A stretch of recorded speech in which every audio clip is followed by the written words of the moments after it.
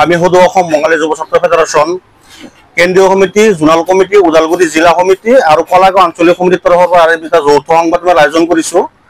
যোৱা 22 জুলাই তাৰিখে অসম চৰকাৰৰ এটা নটিফিকেশ্যন ওলাইছিলে। তাতে এই নটিফিকেশ্যনটো আছিলে যে অসমত বসবাস কৰা 3টা জাতি জনগোষ্ঠী গোৰ্খা, কোচ ৰাজবংশী আৰু বঙালী, এই 3টা জাতি জনগোষ্ঠীৰ ওপৰত যিখিনি ডিপুটাৰৰ সমস্যা আৰু এপ্টিকোটত চলি থকা কেছসমূহ অসম চৰকাৰে প্ৰত্যাহাৰ কৰিছিলে।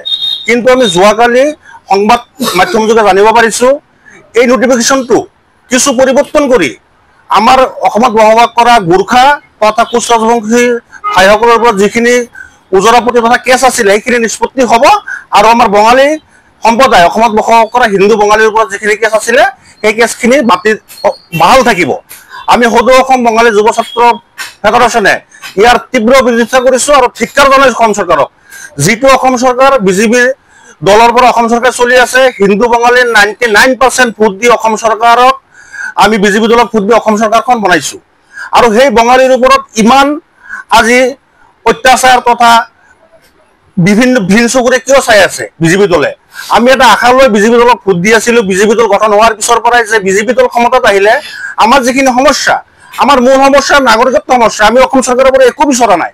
আমি কোনো ছেটেলাইট কাউন্সিলে বিচৰা নাই বা এক্সট্ৰা আমি একো বিচৰা নাই। আমাৰ সমস্যা হ'ল যাতে আমি ইয়াতে বসবাস শান্তিমতে বসবাস কৰিব পাৰোঁ, আমাৰ নাগৰিকত্ব সমস্যাখিনি যাতে সমাধান হয়। কিন্তু আজি এইটোলৈ এনেকুৱা এটা আপোনাৰ কিবা কৰি আছে, তাৰমানে আমাক ললিপপ দেখাই আছে, এদিন কৈছে সমাধান কৰিব, এদিন কৈছে সমাধান নকৰে। এইটো মানে কি বুজাব বিচাৰিছে?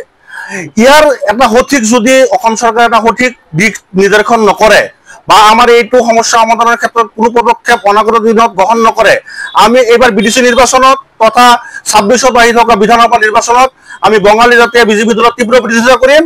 আৰু আমি কোনো কাৰণতে আমাৰ সমস্যা সমাধান নোহোৱালৈকে আমি বিজেপি দলক আমাৰ যিখিনি জনজাতীয় মানুহ আছে আমাৰ বঙালী, তেওঁলোকক ভোট নিদিবলৈ আমি আহ্বান জনাম। আজি এই সংবাদমেল যোগে আমি অসম চৰকাৰক ধিক্কাৰ জনাইছোঁ। অসম চৰকাৰৰ ডাইনামিক মুখ্যমন্ত্ৰী হিমন্ত বিশ্ব শৰ্মা, আমি সকলোৱে তেওঁৰ ওপৰত এটা ভৰসা কৰিছিলোঁ যে তেওঁ মুখ্যমন্ত্ৰী হোৱাৰ পিছত আমাৰ জাতিৰ যিখিনি সমস্যা সেইখিনি আমি সমাধান হ'ব আৰু আমি বিশেষ আশা ৰাখিছিলোঁ তেওঁৰ ওপৰত। কিন্তু আজিৰ তাৰিখত তেওঁ লুকা-ভাকু খেলি আছে আমাৰ এই সমস্যাখিনিক লৈ। আমাক মানে সৰু চুলিৰ নিচিনা ললিপপ আজি দিছে, আমি ঠাণ্ডা হৈ আছোঁ, কালি আকৌ ললিপপ দিয়া নাই আমি কান্দিছোঁ, সেনেকুৱা এটা ভাৱ হৈ আছে। আমি ধিক্কাৰ জনাইছোঁ, অনতিপলমে আমাৰ সমস্যাখিনি সমাধান কৰক, নহ'লে আহি থকা বিডিচি ইলেকশ্যন আৰু 2026 বিধানসভা ইলেকশ্যনত আমি উচিত প্ৰত্যুত্তৰ দিম। আৰু আজিৰ এই সংবাদমেলৰ পৰাই আমি বিজেপি যিখিনি কৰি আছে আমাৰ বেংগলী লোক, MLA হওক, MP হওক, বুথ কমিটি হওক, মণ্ডল কমিটি হওক, তেওঁলোককো অনুৰোধ জনাইছোঁ তেওঁলোকে দলৰ পৰা ওলাই আহি আমাৰ ফেডাৰেশ্যনৰ লগত লগ লাগি যৌথভাৱে আমাৰ জাতিৰ স্বাৰ্থত আমি একেলগে আন্দোলন কৰি আমাৰ সমস্যাখিনি আমি যাতে সমাধান কৰিব পাৰোঁ। তেওঁলোকে বিনা স্বাৰ্থত ব্যক্তিগত স্বাৰ্থ বাদ দি দলৰ পৰা ওলাই আহি তেওঁলোকৰ দলৰ বিৰুদ্ধে প্ৰতিবাদ কৰক। এইখিনি আমি বিজেপি দলৰ বঙালী কৰ্মকৰ্তাসকলক আমি অনুৰোধ জনাইছোঁ। ধন্যবাদ। আজি আমি সদৌ অসম বাঙালী যুৱ ছাত্ৰ ফেডাৰেশ্যন কালাইগাঁও আঞ্চলিক সমিতিৰ কাৰ্যালয়ত আজি আমি BTR ক্ষেত্ৰীয় সমিতি আৰু আমাৰ কালাইগাঁও আঞ্চলিক সমিতিৰ সহযোগত যোৱাকালি আমাৰ অসমৰ সন্মানীয় মুখ্যমন্ত্ৰী মহোদয়ে যি আমাৰ বাঙালীসকলৰ ডি ভোটাৰ গোচৰ আছিল সেই গোচৰবোৰ প্ৰত্যাহাৰ কৰিম বুলি কিছুদিন আগত সংবাদ মাধ্যম যোগে তেখেতে প্ৰকাশ কৰিছিল। আৰু সেই গোচৰসমূহ যোৱা 22 জুলাই তাৰিখে কৈছিল যে গোচৰসমূহ তেওঁ নিষ্পত্তি বিনা দ্বিধাই কৰি দিব। গতিকে যোৱাকালি আকৌ আমি সেইটো সংবাদ যোগে পালোঁ যে তেখেতে আমাৰ যি ডি ভোটাৰৰ গোচৰ আছিল সেই গোচৰসমূহ অকল গোৰ্খা আৰু কোচ ৰাজবংশীসকলৰ ক্ষেত্ৰতহে মানে ৰেহাই কৰিছে। বাঙালী আমি যিখিনি অসমীয়া বাঙালী আমি বাংলাভাষী অসমীয়া কিবা অসমত বসবাস কৰা যিখিনি আমি বাংলাভাষী হিন্দু বাঙালী আছোঁ, সেইখিনিৰ যিখিনিৰ আমাৰ ডি লগো আছিল নামৰ পিছত সেই ডিসমূহ তেখেতে বিনা দ্বিধাই আমাৰ যিবিলাক কেছ আছিল গোচৰসমূহ নিষ্পত্তি কৰি দিব।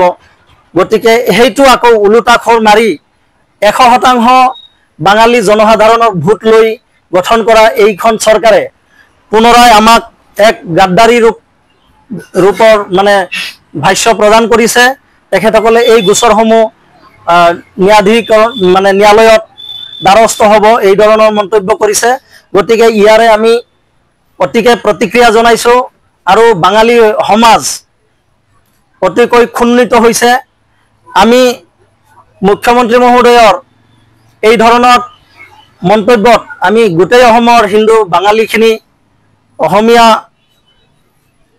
যিখিনি হিন্দু বাঙালী আমি আছো এইখিনিয়ে আমি অতি দুখেৰে জনাইছো আৰু যাতে এই ধৰণৰ মন্তব্য যদি কৰে আৰু এই আমাৰ ডি ভোটাৰৰ যিবিলাক কেছ গোচৰসমূহ যদি নিষ্পত্তি নকৰে আমি গোটেই অসমত গণতান্ত্ৰিকভাৱে সদৌ অসম বাঙালী যুৱ ছাত্ৰ ফেডাৰেশ্যনে আন্দোলন গঢ়ি তুলিবলৈ আমি বাধ্য থাকিম গতিকে আমাৰ যদি এই আমাৰ গোচৰসমূহ নিষ্পত্তি চৰকাৰে বিনা দ্বিধাই কৰি নিদিয়ে আমি বিজেপিৰ বিৰুদ্ধে আমি সম্পূৰ্ণ অসম আৰু গোটেই অসম জোৰা এক গণতান্ত্ৰিক আন্দোলন গঢ়ি তুলিবলৈ বাধ্য থাকিম আৰু এটা হ'ল আজি কেইটামান দিন আগত কাৰ্বি আংলঙত অনা কাৰ্বি লোকৰ ওপৰত মাটিৰ পাট্টা ট্ৰেড লাইসেন্স আদিৰ নামত হাৰাশাস্তি কৰি থকা আমাৰ পৰিলক্ষিত হৈছে আৰু যাৰ মানে তাত আমাৰ হিন্দু বাঙালীখিনিৰ জাতীয়ভাৱে হাৰাশাস্তি কৰি থকা পৰিলক্ষিত হৈছে আৰু তাত বিভিন্ন জাতি জনগোষ্ঠীয়ে একত্ৰিত হৈ প্ৰতিবাদ সাব্যস্ত কৰিছিল আৰু সেই প্ৰতিবাদত আমাৰ সদৌ অসম বাঙালী যুৱ ছাত্ৰ ফেডাৰেশ্যনৰ কেন্দ্ৰীয় সভাপতি মাননীয় শ্ৰীযুত দীপক দে মহোদয় উপস্থিত আছিল আৰু তাত উপস্থিত থাকি আমাৰ জাতীয় সমস্যাৰ সম্পৰ্কে তেখেতে মাত মাতিছিল আৰু মাত মাতাৰ প্ৰতিবাদত কাৰ্বি আংলং জিলা বিজেপিয়ে আমাৰ সন্মানীয় সভাপতিৰ বিৰুদ্ধে ব্যক্তিগতভাৱে নানান ধৰণৰ গালিগালাজ আৰু নিকৃষ্ট ভাষাৰে গালিগালাজ তেখেতসকলে কৰিছে আৰু এই অন্যায়ৰ প্ৰতিবাদত কাৰ্বি আংলং জিলাৰ বিজেপিৰ সভাপতিয়ে যি আক্ৰমণ আৰু যি গালিগালাজ কৰিছে নিকৃষ্ট ভাষাৰে তাত আমি সম্পূৰ্ণ বাঙালী জাতি ক্ষুণ্ণিত হৈছো আৰু আমি সেই নিকৃষ্টভাৱে গালিগালাজৰ